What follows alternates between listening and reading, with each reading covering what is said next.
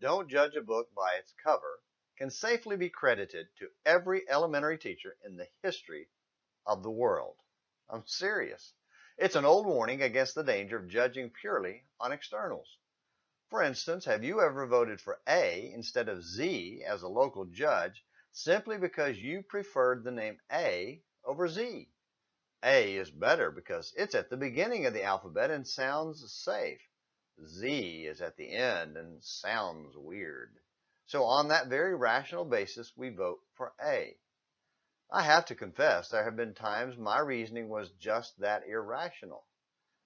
However, it's not easy with local judicial candidates because we know so little about them, unless you live in small town USA and see them at all ball games and the grocery store. Fortunately, in more recent years, the internet allows us to find out more information that gives us a better idea of their thinking so we can make a more informed decision. This came to mind while reading the passage for yesterday's post that reminds us of the care we must take in selecting judges. And by we, I mean us, you and me. Notice who selects the judges: you, the individual. "You shall appoint for yourselves judges and officers in all your towns." Deuteronomy 16, verse 18.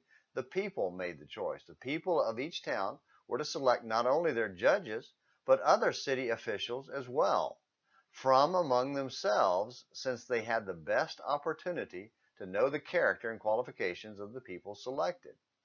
It also placed an obligation on the people to get to know those they were selecting, so they wouldn't choose purely on externals, so they wouldn't judge the book by its cover.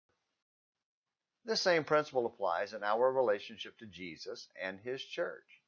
In Matthew 16:18, Jesus promised to build his church, and it came into existence on the day of Pentecost in 33 AD. That's in Acts chapter 2.